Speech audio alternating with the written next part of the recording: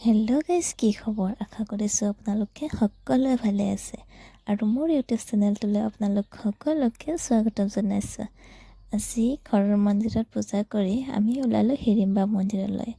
আমি হিড়িম্বা মন্দিৰ নতুন বছৰ বুলি আশীৰ্বাদ ল'ব আহিলোঁ। তেনেহ'লে আমি আহি পালোঁ হিড়িম্বা মন্দিৰ। এয়া আমি সকলোৱে একেলগে 7জনমান গৈছিলোঁ।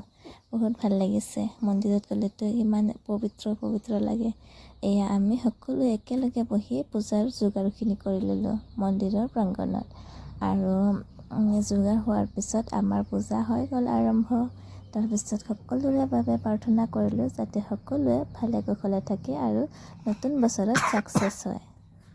এয়া আমাৰ মা পূজা কৰি আছে আৰু ইমান ভাল লাগে ন হিড়িম্বা মন্দিৰত গৈ। যদিহে আপোনালোকে যোৱা নাই এবাৰ গৈ চাবচোন। এবাৰ গ'লে মানে যাওঁ লাগি থাকে। এয়া মোৰ লগৰ দুজনী ধুনীয়াকৈ একেলগে আমি ৰিলচ বনালোঁ, ফটো উঠিলোঁ, বহুকেইটা ফটো উঠিলোঁ।